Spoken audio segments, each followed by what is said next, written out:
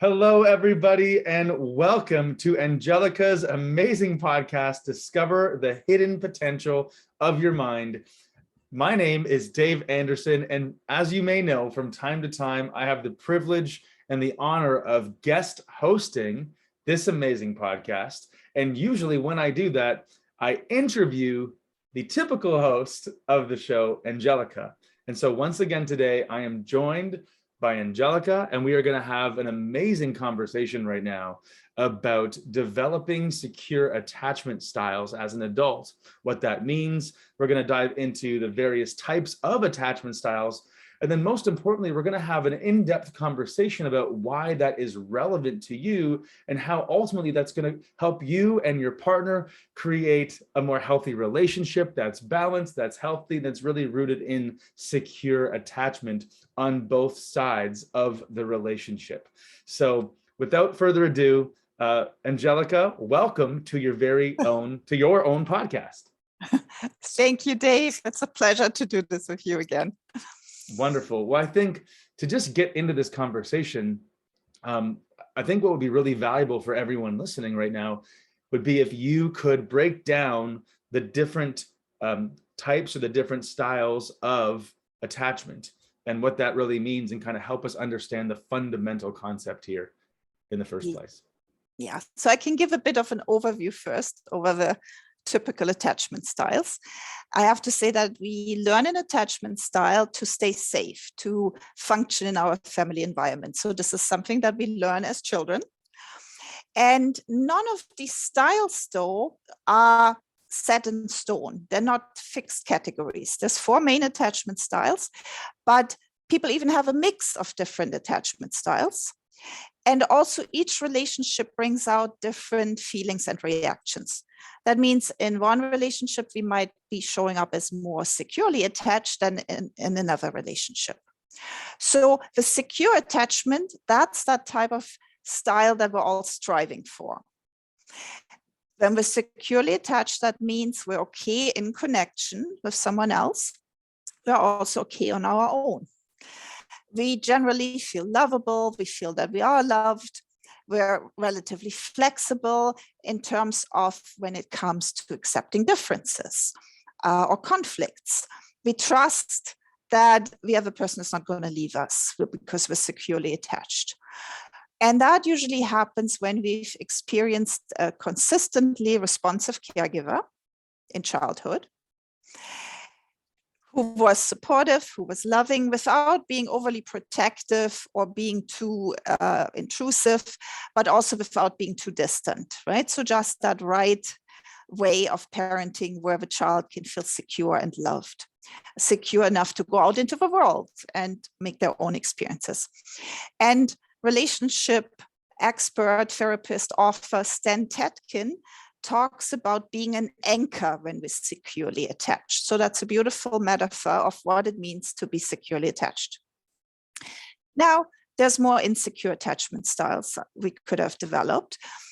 On one end of the scale is the avoidant attachment, insecurely avoidant. And Stan Tetkin talks about an island. The person is like an island. They over-rely on themselves. They have trouble maybe asking for help or relying on others, being vulnerable. They keep others at a distance, including the intimate partner. They might feel smothered very easily, or just in general diminish the importance of relationships. So overly independent. And in our society, it's interesting, we value independence, but we all have to be aware that we're all interdependent, really. And that attachment style happens when the caregiver was not present enough. And this is not about pointing fingers at parents or caregivers. Parents have their own things going on. They have their own traumas. There might be illness, sickness. There might be all sorts of challenges why perhaps the caregiver wasn't present enough. Or they might have been present when teaching a certain task, but maybe not so much present emotionally. Then another insecure attachment style is the ambivalent attachment. There's a lot of anxiety with that attachment style. Stan Tetkin brings the example of being like a wave. So a wave comes in, seeks connection, longs for connection, wants connection, and then retreats out of fear to be rejected, to be not lovable enough. So this person is anxious about having their needs met, and has trouble believing that they're worth having their needs met, that they're lovable. And that happens when the care during childhood was unpredictable or intermittent. That person will often show up with a fear of abandonment and a hypervigilance about rejection, of being hurt emotionally. Then there is a fourth attachment style, but that's the least common style. That is a disorganized attachment. And that's a person who swings between the avoidance and the ambivalence. So one moment they might be triggered, the next moment they might be checked out. And that is the result of having seen your parents or caregivers as threatening in childhood. Or there was so much unresolved trauma for that parent or that caregiver that there was an atmosphere of fear and dread. So then that person can really get stuck in that fight, flight, or freeze response with that disorganized attachment. It's really interesting that these attachment styles are really developed in our earlier years, like as children, and obviously that carries through our adolescence into our teen years and even early adulthood, because in our society now, really, I think parents are quite involved in development of children from a very, very early age, obviously from birth in most cases, all the way through into young adulthood in most environments in today's world. You know, that's just kind of how things operate now. What I'm really curious to hear about next, Angelica, would be, so then if we're building this foundation with these attachment styles as younger people, what does that look like as it carries into adulthood? And how do our attachment styles developed earlier in life affect our relationships as adults? Mm-hmm.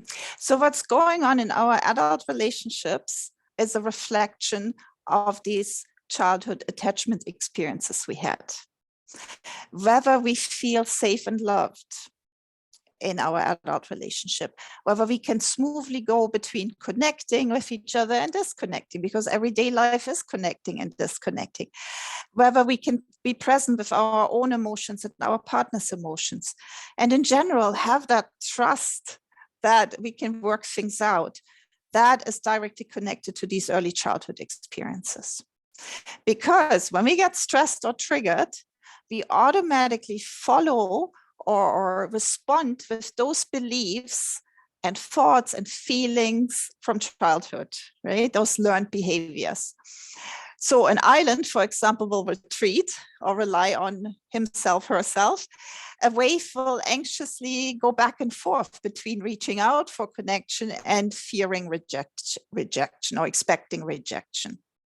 That's why an island is often sad or disappointed or angry before something actually has happened, just in that expectation I will be rejected or abandoned. So there's a lot of anticipation happening, and it's the anticipation of a negative experience that creates the present feeling of anxiety. I guess, how do our attachment styles, how is it possible that, you know, our attachment style can cause tangible problems in our relationship, you know, actual conflicts or, you know, situations that are unpleasant in our relationships? Yes, they definitely do. Just imagine an island and a wave being in a relationship together, right? There's that island whose strategy is to retreat, to work things out on, let's say it's a he, this guy is the one who likes to work things out by himself. And then there's his partner, a wave, who's anxiously reaching out, needing connection, wanting connection, and then experience the island retreating more because now they feel intruded upon.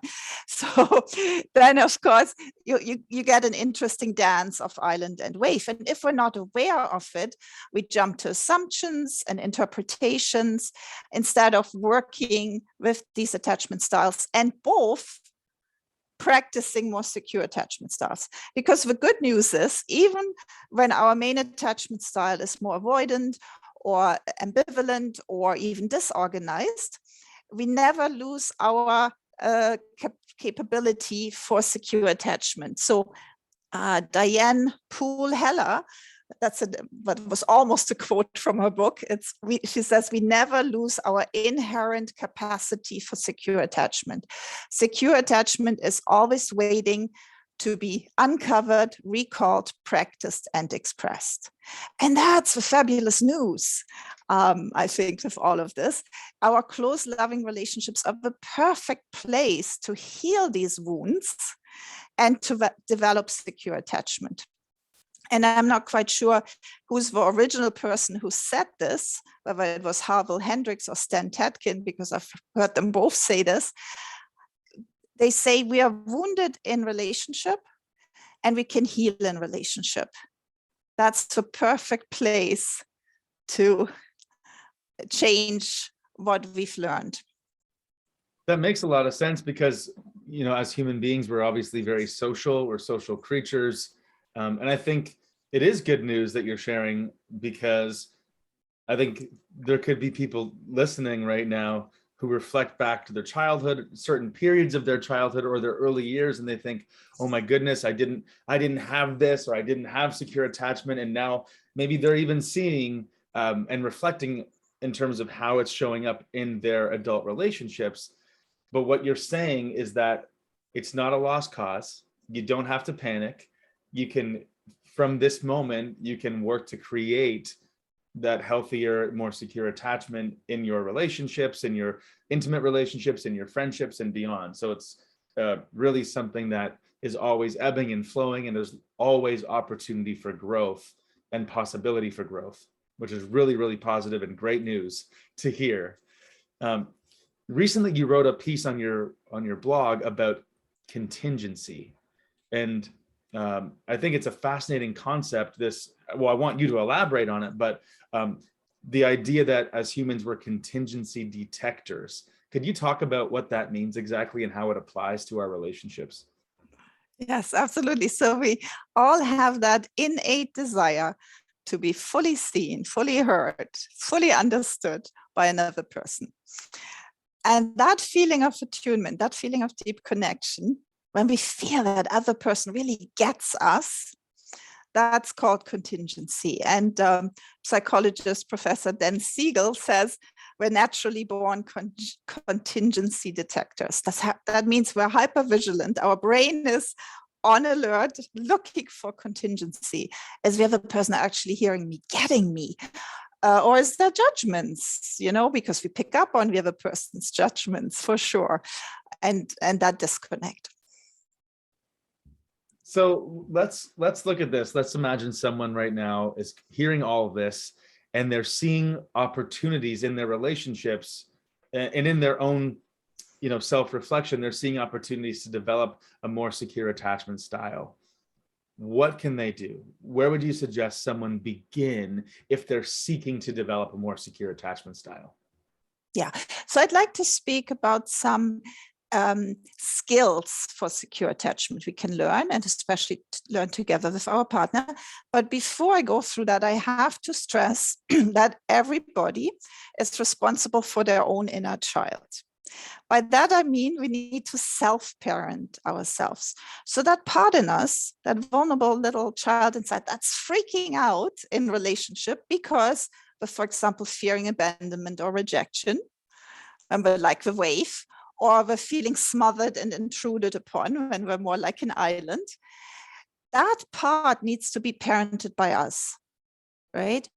Our inner child is our responsibility, not our partner's. But what the inner child will do, if you don't take care of it, it will bond into our partner. But our partner is not our parent. Then we end up with parent-child relationships that aren't equal relationships. So having said all that, it's my responsibility to take care of my inner child, and it's my partner's responsibility to take care of their inner child. We can support each other. We can support each other as we're working with our inner children. We can support each other by creating these more secure attachment skills. So should I go through some of these? Yeah, I was going to say, because I know there's a few of them, quite a few of them.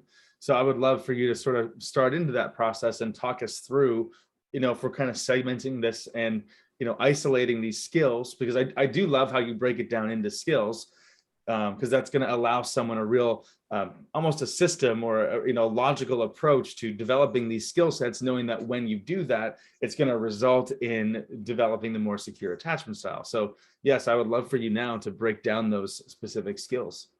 Okay, just to give one quick overview, goes back again to Diane Poole Heller. She named several attachment styles in my article. I'm actually going through 10 of those. The first one is listening deeply, and I'll elaborate on each of these skills a little bit more in a moment. The second one is being fully present. The third one is attunement. The fourth one is joint activities. Number 5 is staying connected. Number 6, being mindful of leaving and coming. That gets us into rituals with each other.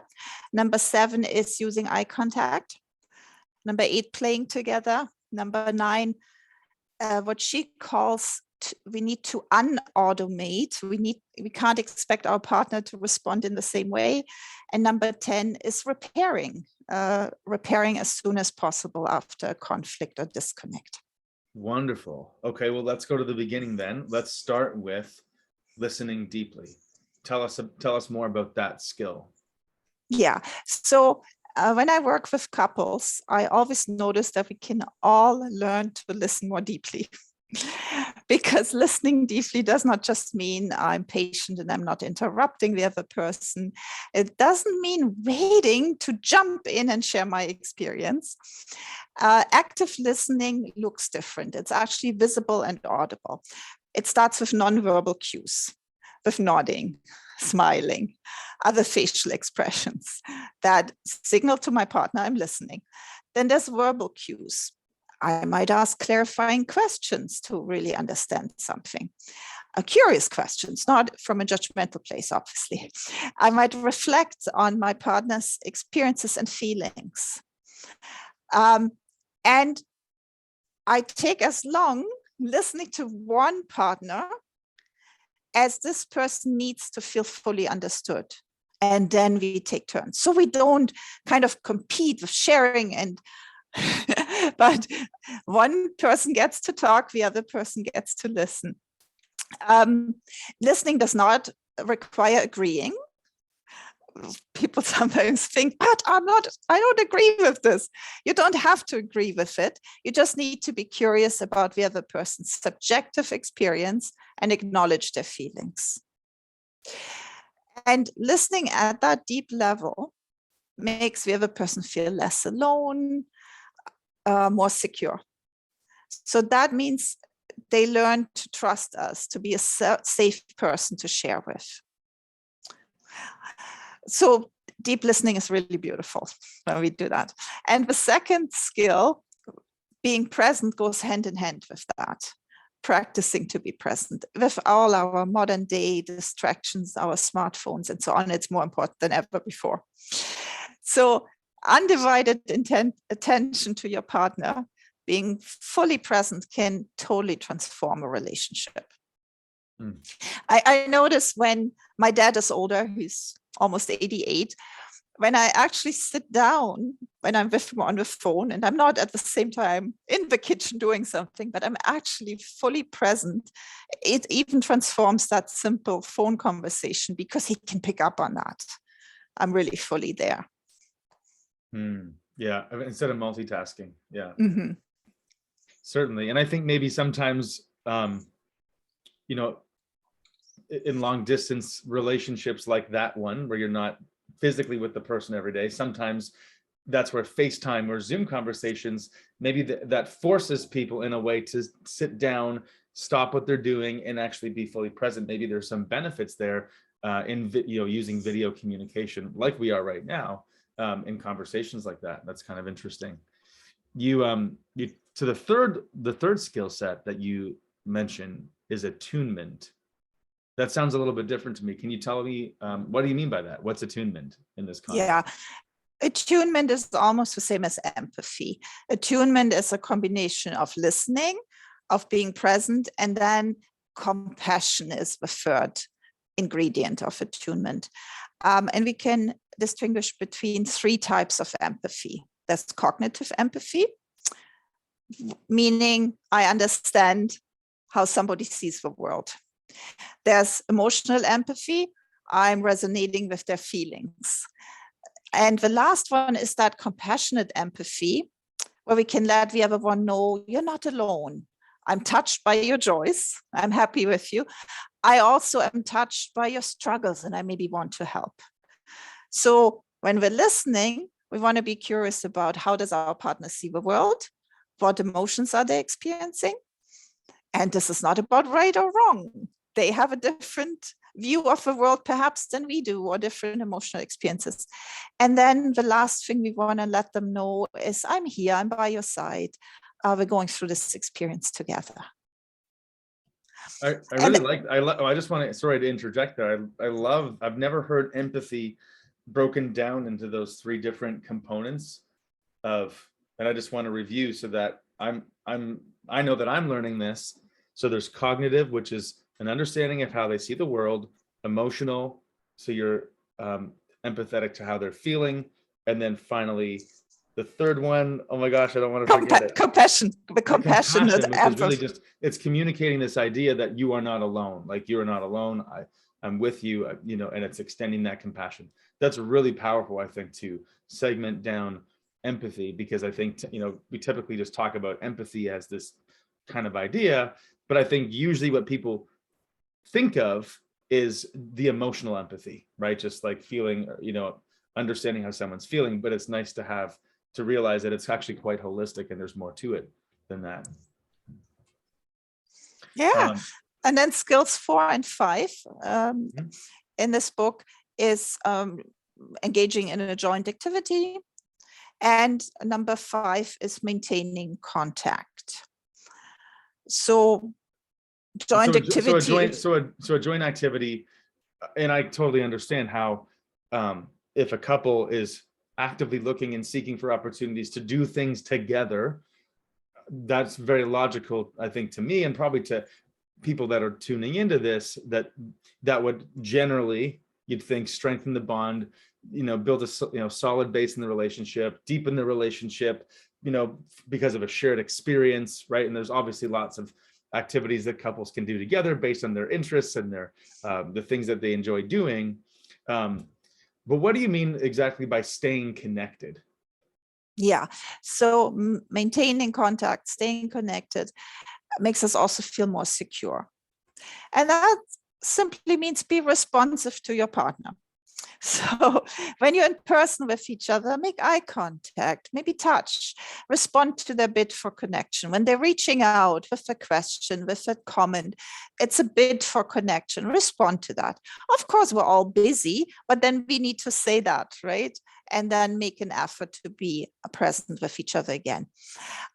We cannot always meet our partner's needs, absolutely. But when we're not in person and they're texting us or calling us, text back, call back. It's okay to say, no, I don't have time, but not responding, ignoring the call, ignoring the bid for connection, that's actually destructive. When you think of our example with the wave and the island, the anxious partner, the wave, will become even more anxious when there's no response. When it's so easy to just simply say, sorry, I'm busy right now, can we talk later, right? And an island not getting a response might retreat further into, okay, I can't rely on other people, I'll just do this by myself. And you also mentioned the rituals of connection. So, you know, that leads me to believe that there are some things that people can put in place in their relationships to ensure, because they're following certain rituals, that they're really staying connected and continuing to strengthen and deepen the relationship. What are some of those rituals that can be really powerful and productive in strengthening the bond in a relationship? Yeah, we actually all have rituals. Rituals are essential for all relationships. And I think we're very much aware with the rituals with our children. You have children, so there's probably rituals around going to bed, when you leave the house or you come home, around holidays and so on. There's lots of different rituals with children. Adults, yeah, you're thinking of some probably right now. Well, and it's just, I think it's a natural thing for humans to do because everything is so cyclical, right? You have your days, your weeks, your months, the quarters, the years, and the seasons of the year. And so you just fall into these rhythms and rituals naturally. And I think we do that in all areas of our life. Sure. Yeah. So with adults, we also need to be mindful of these comings and goings. That fosters secure attachment. When someone has an avoidant attachment style, they might think nothing of just leaving the house. Now, an anxious partner will get really anxious in that moment. It will be quite disconcerting to them. They will be quite disturbed when every other partner does that. So a short ritual like a hug, a kiss, a quick, this is where I'm going and this is when I'll probably be back, can allow that anxious partner to relax and feel more secure. Stan Tatkin, he's a psychotherapist and relationship expert, offers a really nice way of connecting when you're coming home. He calls it the welcome home exercise. When one partner comes home, the other partner drops everything and meets the homecoming partner in a full body embrace. And you actually hold this embrace until you feel both your bodies relaxing, because that really calms our nervous system. And this little ritual between the adults is really good for the entire family, because when that core of the family, the parents, are calm and de-stressed, that's beneficial for the kids again as well. So I love that. I'm going to go upstairs and tell that to Jenny right after this, and it's funny because the welcome home exercise, I love that. And also, it's funny, we live in a time now where a lot of people, like in my case, for example, I'm already home, but I'm down here in my office for the day. So we can still create that experience, because I do have a ritual where I finish my work. It's the end of the day, and then I walk up the stairs. Luckily, I don't have a very long commute. There's about maybe 10 or 11 steps or something like that. And then I'm up, and I'm going to go and tell Jenny all about that exercise. That's wonderful. Yeah, good. So there's different rituals also at the end of the day when you say goodnight, different bedtime rituals, or ending the day together, or morning rituals. So all of these, again, are part of creating a more secure attachment. And what about eye contact? Because you say that's a skill to practice. Are there situations where eye contact is actually useful, but then also situations where eye contact can be counterproductive? Yeah. So I wouldn't expect or even force your teenager to make eye contact. That would be a little too intrusive. So if you want to talk to your teenager, it might be more productive if you're driving somewhere together, you're both looking forward. There's also some individuals where eye contact is just too stimulating, it's just too much. However, in almost all my couple sessions, this is how I work. I ask the couple to turn towards each other, make eye contact, touch if it feels right, and watch each other's signals as they're speaking. I don't want them talking to me. I want them talking to each other and watching each other. And eye contact, I do this. The other day, a couple asked me, why do you make us do this? Because it's one of the most powerful ways of connecting and regulating each other's nervous systems. And in order to have productive conversations, we need to feel safe. We need to have a calm nervous system instead of being activated into emotional states. And eye contact does that. And I see such beautiful moments when I do this for the first times with couples. I see a smile, I see right?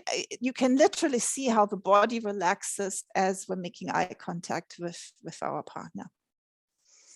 Yeah, nothing regulates us faster than this loving gaze. Just as a hateful look, right, or an angry look makes us feel like, it could kill. the same applies, and maybe even more powerful when we have a loving gaze where we can see, oh, we're special to this person. It's amazing how the nervous system can be regulated both by that, the welcome home exercise you mentioned. It's the touch, it's that full body embrace, and it's the that results in the calming of the nervous system. And it's amazing how, the same effect can occur just through something as simple as looking at each other, but very intentionally, like creating that eye contact. And yeah, I absolutely see how that can be really powerful and calming to the nervous system for both parties. What about playing together? You talk about playing together, but also not expecting the partner, or not expecting your partner to respond in a way that you want them to respond, or in a certain way. Can you tell us more about that? Yeah, so that would be skill 8 and 9. 8, playing together can be beautiful. You're having fun together. That fosters your connection, your trust, provided the primary objective here is not to win and everyone loses, but it's to have fun together. So playing together would be a good thing to do. And then skill number 9 is what Diane Poole Heller calls to unautomate. Our brain automates many processes, like walking. I don't think about walking, I do it just automatically. Riding a bike, once you know how to ride your bike, it happens automatically.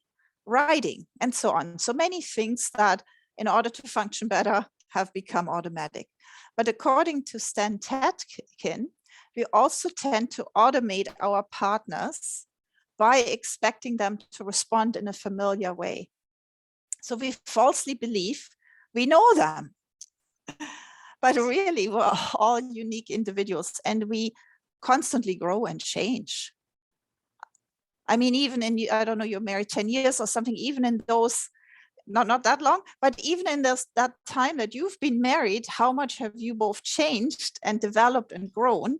So if we don't stay curious, we end up with boredom and disconnection. So this is about doing new and unusual things separately, also together, so that we keep this novelty. Novelty creates attention in the brain, and that keeps our relationships alive and exciting and passionate. Well, I can imagine that that's even more true, that becomes more true the longer a relationship exists, because at least the need to create that novelty. Because as an example, I met my wife and we started dating when we were children. I mean, we were 16 and 17, and obviously we're not anymore. we've grown from, since the time that we started dating. We've both been to university. My wife's been to teachers college. We've traveled all over the world. We've started new careers, and then our careers have then evolved. We've met tons of new people in those careers, and and then we've had 3 children. So we're very, very different people. And I think sometimes it's possible to get caught into the belief that your partner is the same person they were when you first met them, because at the beginning of a relationship, this is my own hypothesis here, but in the beginning of a relationship, there's a heightened sense of awareness. And so your memory is really soaking that in. Like, I can remember back to the beginning of when me and Jenny started dating. This is back in high school. And I have very vivid memories of that time because I was on high alert. This was a new, exciting relationship. I had just also, for me, I transferred to a new high school. And then, so that was an emotional experience just by itself.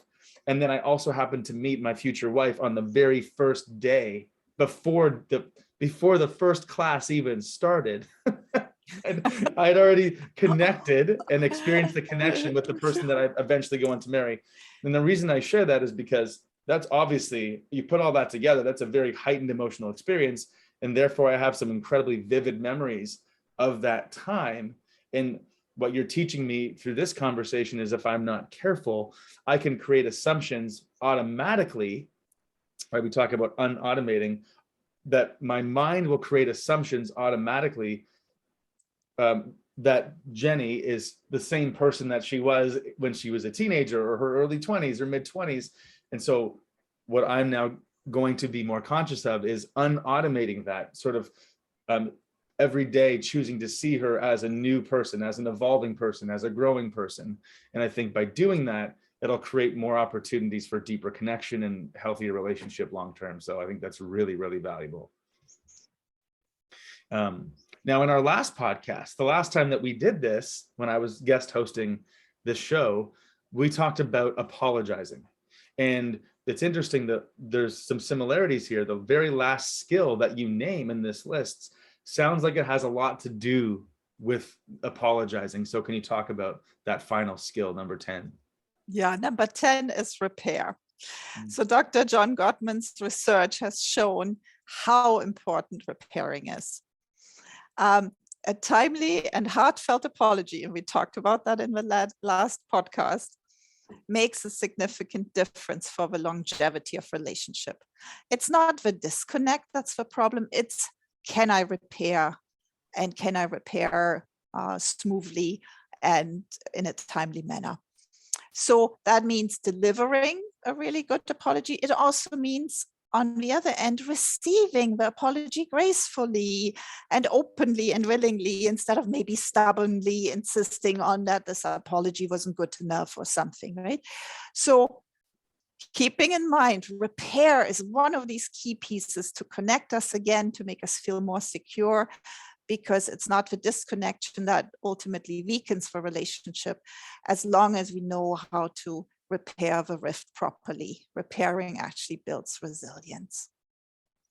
Wonderful. And I think this has been such a positive and productive conversation, not only for the listeners, but I feel lucky to have been part of this conversation because I'm reflecting on my relationships, mainly the primary one in my life with my significant other. And there's always so much to learn about that, and so many opportunities, I think, for growth and enrichment and deepening of a relationship like that. So this has been tremendously valuable for me. I'm sure that it's been valuable for everyone tuning into this. And if you're listening to this right now, you can always go and find Angelica's amazing work. She's been writing for, I believe, a decade, if not more at this point. So much material on her website. That's greendoorrelaxation.net. And you want to go to the blog, because that's where all of the wisdom is, all of the lessons and the insights that Angelica has poured into that website over the past 10 years and beyond. Of course, on that website, greendoorrelaxation.net, you can also find a list of services on the website. You can reach out for an individual session. And I've had many individual sessions with Angelica. Each and every one is unique, is different, and powerful and transformative. And you can also reach out if you would like to have a couples session. And I especially recommend this to couples when you're really ready to commit to a long-term relationship. Maybe you're stepping into engagement or marriage, or you're moving in together, you're committing to that long-term, partnership. That is especially a powerful time to reach out to Angelica and ask for a session and look at her offerings, because you will not regret it. Your relationship will thank you for doing so for the rest of your life.